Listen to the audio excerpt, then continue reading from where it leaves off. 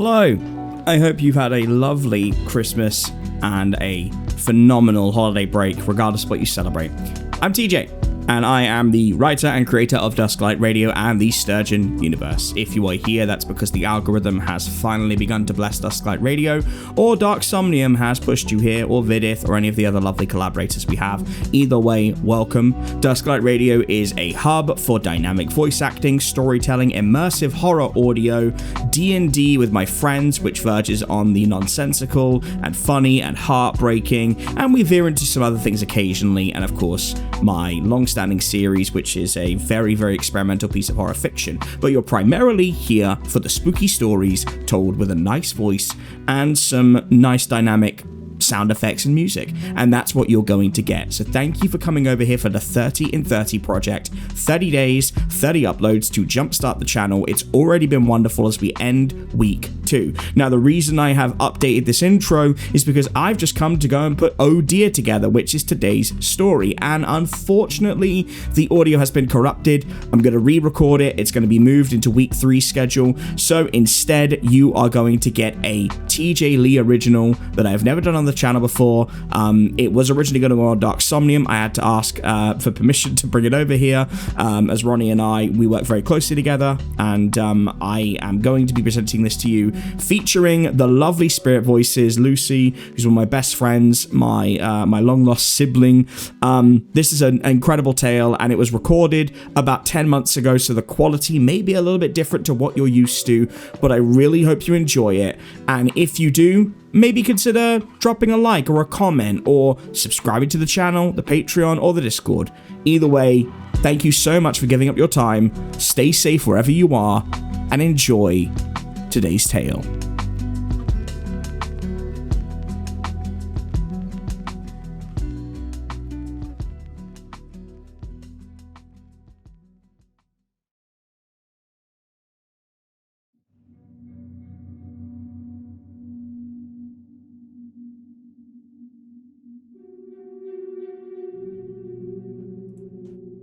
My mom was the sort of person to look like a wallflower until you got close, and then spout out facts about her favorite animal.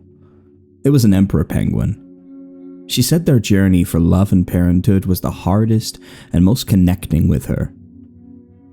I'm told all the usual things about her, that she had a smile that could light up a room, her laugh cut through the malaise of an awkward party, her stride was confident, and her form was elegant. From the day I could understand what it was to be remembered, she was painted to me as a true goddess. After all, aren't all moms supposed to be that way to their children growing up? My mom died when I was 4. Aggressive cancer riddled her body with tumors, stole her stride, her smile, her laugh, everything in just 18 short months. I didn't see her for much of it, but if I did, I obviously didn't remember. I heard somewhere we don't start forming memories until we're around 2 years old, and implicit memories, those unconscious memories that stick with us automatically, aren't even until we're 7. So essentially, my mother was already dead for 3 years before I could even unconsciously think of the word mom and go to her face. A face that was stolen from me. A face that I'll never see. I'm giving you this background information now because it's vital that you understand my mom before we get into the thick of it. I can't sit here and tell you I loved my mom unconditionally. I didn't know her. Dad was never in the picture, so grandparents were where I was shipped off to. Good people. Kind people.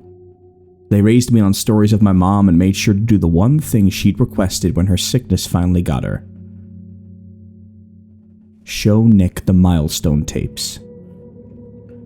For those unaware, a milestone tape is something where a loved one, usually a parent, records a loving video to congratulate their kin on a moment they're missing out on. First day of school, marriage, you get the picture. I remember being 5 years old. I'd not long tripped on the stairs after miscalculating my steps and smashed my front tooth on the top, sending my first baby tooth flying. Thankfully, the pain was short-lived in my mind. I was mere days from my birthday, and a surprise trip to Disneyland was coming up.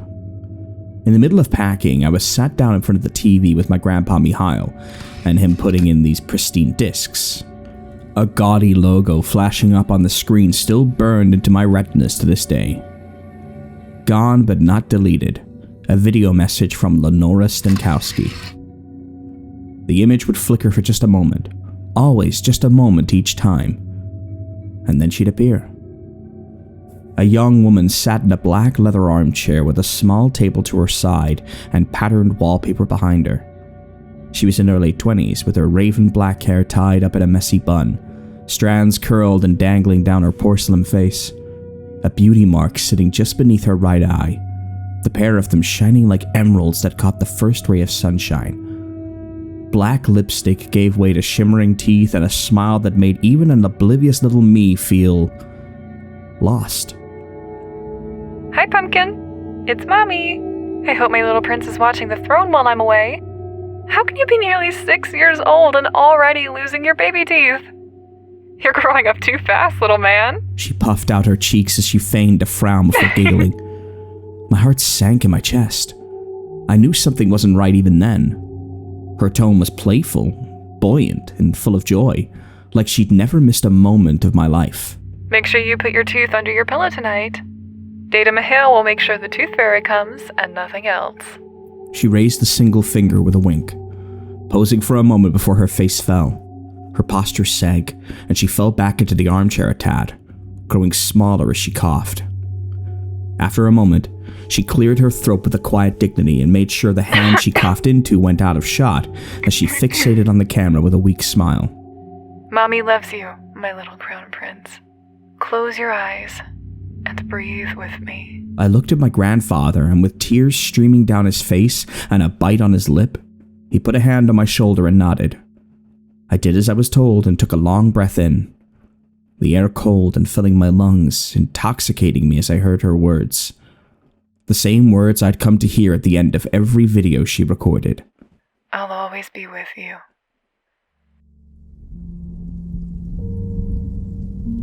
And so it went.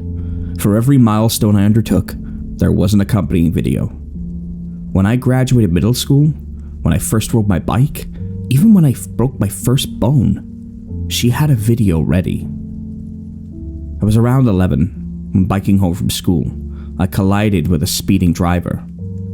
The bastard didn't even stop as my small body careened over his windscreen, rolled onto the hood, over it, and smashed into the concrete, tearing my right arm to pieces. Passers-by said it was a freak accident, that the car just appeared out of nowhere and then vanished. But hell, what do hit-and-run drivers do? Speed, speed, speed. Medicated up to my eyes and sitting up in hospital, Grandpa handed me a mini DVD player and the familiar face shot up. I could never tell you in those earlier videos if these were done back-to-back or months apart, but Mom still looked radiant, albeit with more coughing in each iteration. Hi, Pumpkin. It's Mommy. Though I'm sure by now you're probably cringing at the mere mention of me referring to myself that way. Oh God, do people still say cringe? It's hard to know what the world you're in is like anymore, but moms are never supposed to be cool, are they? She chuckled, a faraway look in her eye as the pit of my stomach expanded.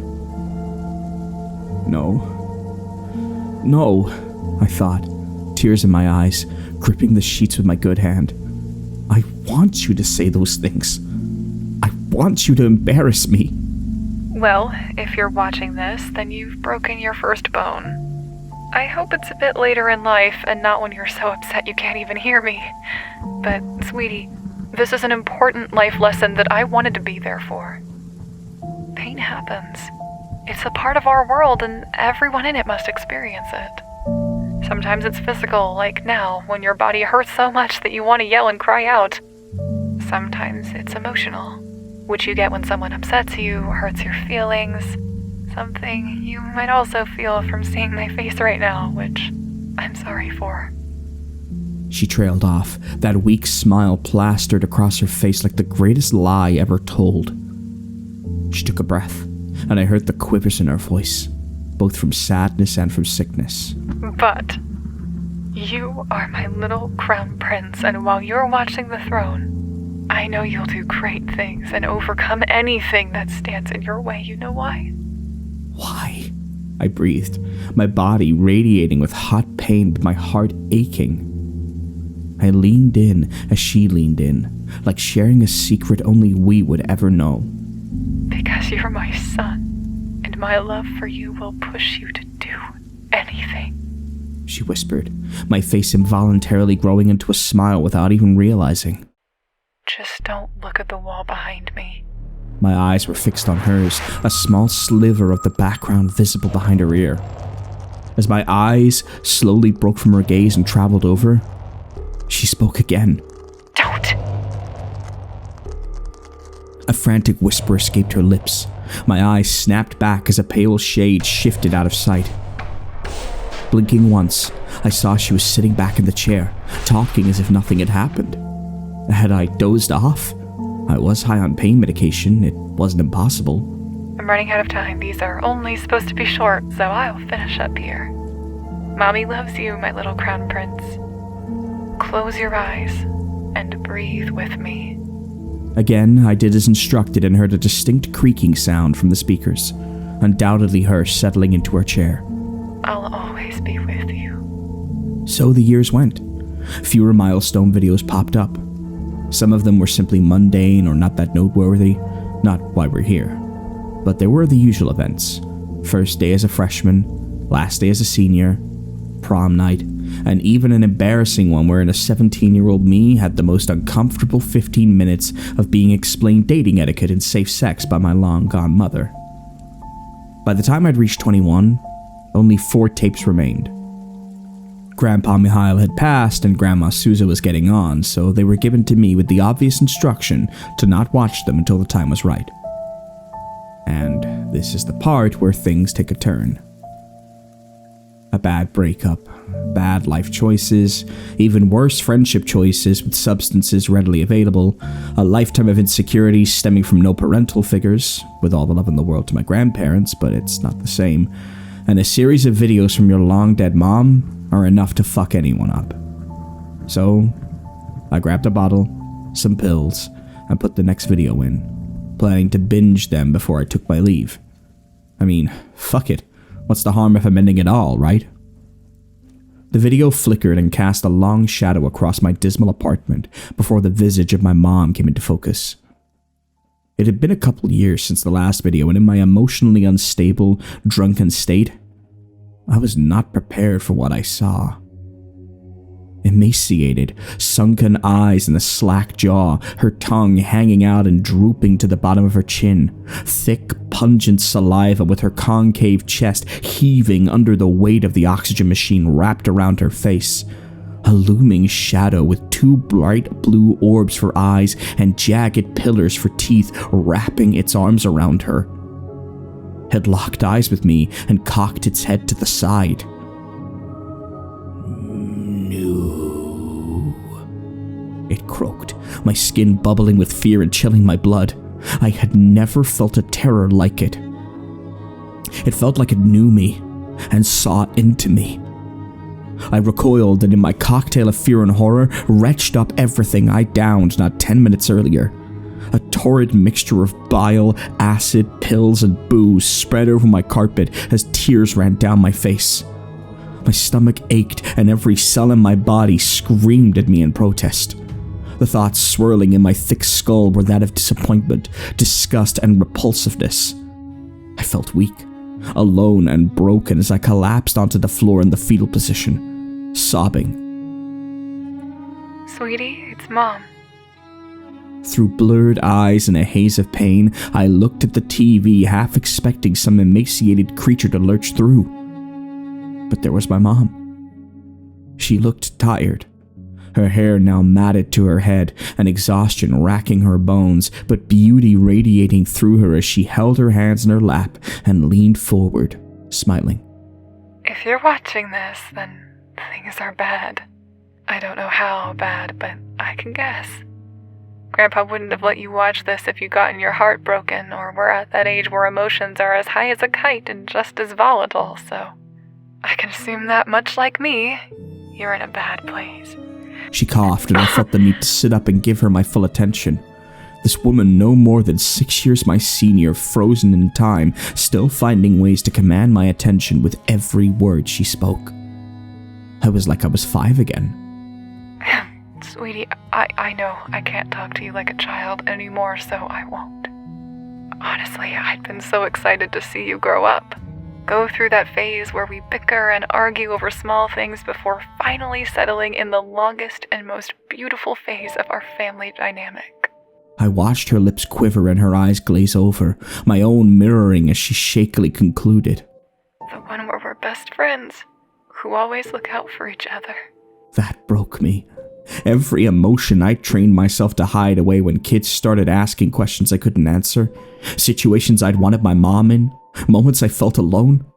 I let it out in one volatile evening of self-healing, the words on that tape echoing in my head long after it stopped playing. The road ahead will be tough without me. It was always going to be. But you're the crown prince, and you'll eventually have that throne, survey your kingdom, and know you can do anything and conquer anything. It's getting closer now, but we still have some time left. So don't let whatever's going on beat you, nor the thing after that. Penguins didn't, did they? I'm sure Grandpa told you, but they're my favorite. Those little birds share the burden of parenthood, walk over 1,000 miles and nearly starve to cultivate a new life. I do all of that and more for you, honey, because... She closed her eyes and I did too. Without prompting, we said it together. I'll always be with you. It took time to get better. All things do. Oh, it's been so many nights in withdrawal with the shakes, vomit, and staring up at a horrific beast looming over my bed. Like the thing on TV, but foggier. It'd imitate my movements and try to get closer. With every step, its eyes would glow just a bit brighter. Everything else remained shrouded in darkness, even if light passed through my curtains. I don't know how I made it through that time of my life. One night, as it made its way to the foot of my bed, I closed my eyes and breathed on instinct, reciting my mother's mantra. I suppose in moments of crisis, we turned to our most personal coping mechanisms, and I wasn't about to go back to the bottle. When I finished, it was gone. Over the years, I completed my program, I got clean, and went through therapy to cope with the grief. When I hit 26, I met the second most important woman in my life, Natalie. She knew what it was like to go through pain, to go through suffering alone, to play with the wrong demons. We fell in love. We got engaged and eventually married. As she had been countless times before, Mom was there to congratulate us. Natalie had seen some tapes, but this was her first one that in its own way was directed to her. Mom was nearing the end by this point, her thin frame barely clinging to her always beautiful dresses, and her skin beginning to stretch like paper. She took great gulps of air from the oxygen tank before talking, but somehow retained that exuberance she'd always had. I knew you'd find someone wonderful eventually, Nick. Penguins always find their mate for life, and you'd be no exception. She giggled through strained coughs, turning her head slightly as if she could see Natalie. I don't know you, but I bet you're the most beautiful woman in the world if my crown prince chose you. Well, after me, of course. Another laugh, this time accompanied by tears from the two of us. There's just one more to go, so look after each other. Love well and experience everything you can. And don't forget. Natalie gripped my hand with her left, a hand on her bump with the right, as we closed our eyes. I could hear the scratching sound more prominently now, but I kept my eyes shut, not wanting to ruin the moment. I'll always be with you. We were so excited to have a baby. Natalie had come from a big family and was eager to start expanding her own. Even though I was reluctant, I couldn't help but share in her enthusiasm when so many late nights were spent fawning over baby names, cute outfits, and lofty plans for the future on how our kid would even behave around us. Determined to be cool parents. But in between all that, my mind would cast back to those tapes of my mom, the only parent I really knew. I wanted to use them as a guidebook for my own steps. She'd been such an integral part of my life, it seemed odd not to have her in it now. Keeping the last tape separate, I rewatched the entire set one by one, reliving those moments I couldn't truly appreciate until my own burgeoning journey into parenthood. But when I got to the broken bone tape, I froze. Once again, she leaned into the camera and whispered, eyes full of fright and panic. "Don't look." I pushed pause on the video and took a moment. Surely I was just highly medicated at the time. It couldn't really be anything there, right? So why was I so reluctant to move my eyes to the right and find out? Taking a breath, I moved the video frame by frame and watched the corner where her face didn't cover. That shadow, that same fucking shadow, looming in the background, eyes burning red with fury. "Don't look, don't look, don't look, don't look." I jumped. The video was skipping, stuck on the sounds of my mother's panic-stricken voice begging me not to stare, but I couldn't help it. I stared and watched this creature take confident, unnatural, and twitchy strides from the background, getting ever closer to the camera.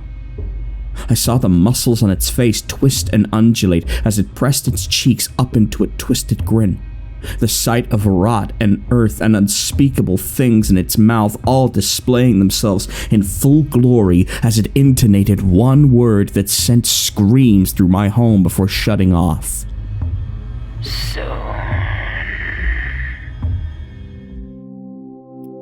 Natalie was 8 months gone, petite, and a history of prior drug abuse.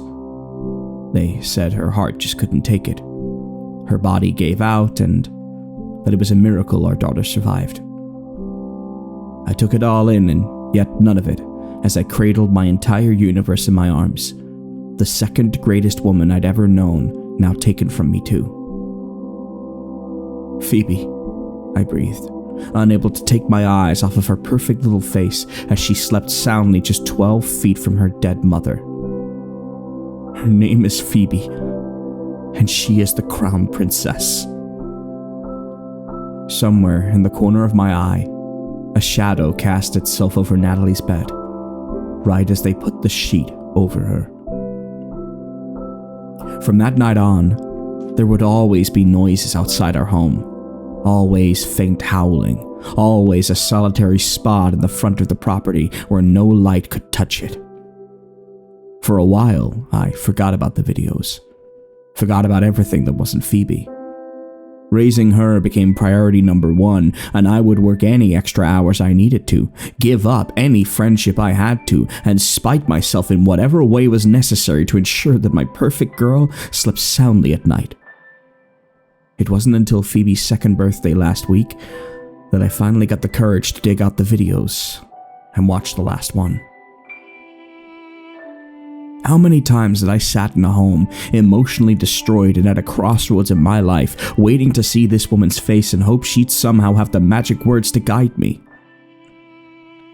As the picture flickered on, the logo shining up on screen, I cast my head back with a mixture of surprise and sadness as I realized the significance of the year. I was older than her now. "Hi, sweetie. I guess we finally reached the end, huh?" Her voice sounded younger. I looked down and saw her standing up. No chair or wallpaper in sight. It looked like she was recording this in her bedroom, a picture of health, all things considered. Her eyes were red from crying, but her voice unwavering, like she'd prepared these words carefully. "This is technically the final video for you, but the first for me. Weird how all this works, but this is how it needs to happen. If you're watching this, you've got your own little princess to protect. The Crown Prince has now become the king, and I couldn't be prouder. She beamed, but my stomach tightened at those words. You've got your own little princess to protect. I breathed, my chest tightening. How did she know? I imagine you're not wondering how I know. Well, that's not the important part. What's important is if you saw what you think you saw. Within the videos, between the frames, there's something lurking here, Nick. Something ancient. I felt the house shudder, settling into place, no doubt. But I couldn't separate myself from the fear running through my body. It feeds on misfortune. It watches from the shadows and waits for small, tiny windows to make itself known. I don't know where it came from or what it is, but I know what it wants. A rumbling behind me, the sound of wood splintering and creaking, the unmistakable sound of tapping that I'd heard every time we did the mantra at the end of a video. I was shaking, but I didn't stop watching. It wants us, Nick. We seem to be a source for it. When it finishes using us, it moves on. A long time ago, I was told that if I captured it in film, solidified it in these repeatable tapes, it would slow down, maybe even stop it. I have no idea if it'll work, but you deserve to know now that you can almost certainly see it too. Because if it doesn't stop here, if you start to see it, start to experience misfortune. My heart skipped, tripping over the stairs and narrowly missing cracking my skull as a child, losing my first tooth, the hit and run that shattered my arm, my first broken bone, marrying and losing Natalie, my first love. Oh no. Oh God, no. I willed my body to move, to leap out of the seat and rush to Phoebe's room, but I had to hear the rest through, screaming at my mom to tell me the solution. When your Deda Mahale told me about our curse, how he took me in after my father died, how it passes on from father to daughter, mother to son, and so forth. Oh, you can try to avoid it, but it always finds a way. She looked down in shame, clutching at her sleeves. Truth be told, I didn't want to get pregnant, but things have a way of happening, and I knew I couldn't give you up. She glanced behind her, something off camera scaring her into grabbing at her arms and rubbing them, shame and fear on her face. Oh God, I'm so sorry, baby.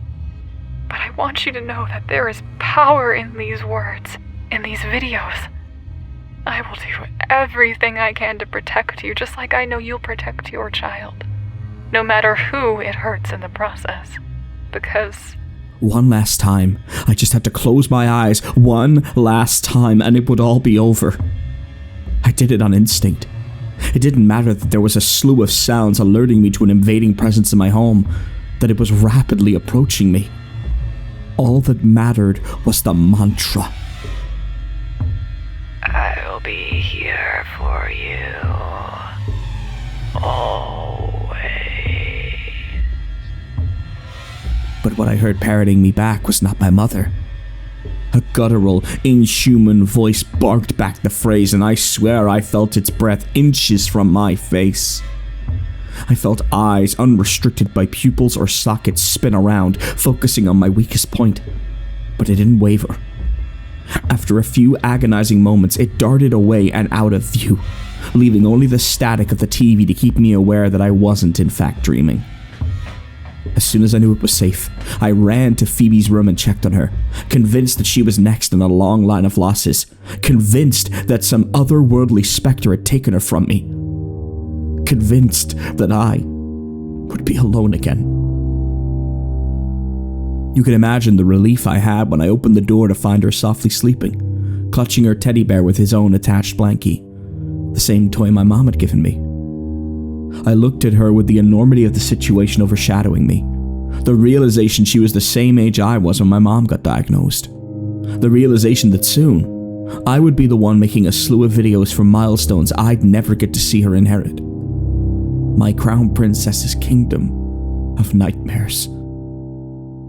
And I don't know if this is what my mother intended, but I took those words at the end to heart. Protect your child, no matter who it hurts in the process. I'm sorry, everyone. I don't know how this translates across mediums, but there is power in describing an old and malevolent force, just like there is seeing it in the corner of your eye, or when you experience a lucky break from death. A misstep here and a wrong turn there, you'll always see it. My mother gave up everything to buy time, give me the chance to right the wrongs and find a better way. A way that involves my daughter growing up with her father in her life, without the plague of whatever this is hanging over either of us. Maybe you won't be the one. Maybe it will simply look at you and find you not to its liking as it did to me that fateful night, inches from my flesh and determining that I simply wasn't ripe enough yet. But someone will come across this, and it will bite. It will bite and it will never let go. Be it nightmares, sleep paralysis, a slew of unfortunate mishaps, or something fitting in the corner of your eye. It will be there, whatever it is, waiting. I wish you well, and I hope you don't judge me too harshly. But to me and to Phoebe, family is everything. So close your eyes and take a deep breath, because they'll always be with you.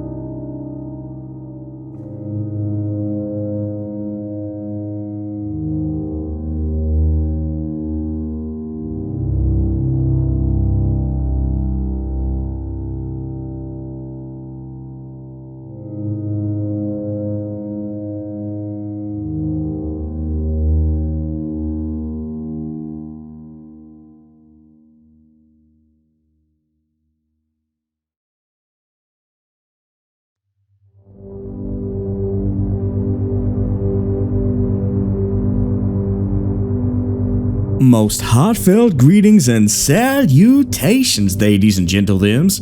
I eagerly welcome you to Sturgeon's most premier station, Dusklight Radio, hosted by yours truly, the effervescent, ethereal, and immersive Everett J. Blackwell. This tale of tapes and cursing was written and performed by TJ Lee, with additional voices by Spirit Voices, and music provided by the Dark Somnium with gracious thanks. If you've enjoyed this story by TJ, consider checking out the Sturgeon Stories compilation to get more of that fix of the weird, the wonderful, the tragic, and the terrifying. And also consider checking out The Nightmare Detectives, an in-universe monster of the week chronicling of Sturgeon events, trauma bonding, absolute insanity, and anime-level fighting with some of TJ's closest friends and DM'd by TJ himself, featuring characters from the Sturgeon mythos. You can find The Nightmare Detectives on all podcasting platforms. Now, normally I'd go into my usual Blackwell spiel here, however, we're at the end of the video. If you've stuck around long enough, this is a sample of what our usual introductions to Dusklight transmissions are like. A link to one of our normal lengthy transmission videos is below. However, for the next 30 days as of December 15th, you will not be getting those introductions unless it is a special Sturgeon video, such as the next chapter in our ongoing series coming out before the new year. You see, we want to test out the algorithm to see how well YouTube responds to a regular series of posts. So we decided between myself and the wonderful Vidith to do a 30 in 30 challenge. 30 days, 30 videos, no days off, except for Christmas. which will make up on the schedule. At the end of that time, we'll look at our metrics, see how well it's responded, if any new listeners have come to the station, and we can then make an informed decision about how we want to progress. I can tell you right now, however, that as of Season 6, in 2026 for Dusklight Radio, we will be going to 3 videos a week, an SCP video on Mondays, and normal, NoSleep or creepypasta story on Wednesdays, and on Fridays we'll be doing something special.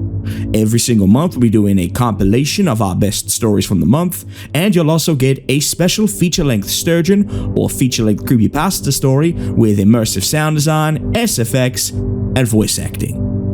Very few things are going to be changing except the quality of our production. With that, I bring you to our outros, which are very important because this is the time where we thank all of our patrons for making this possible.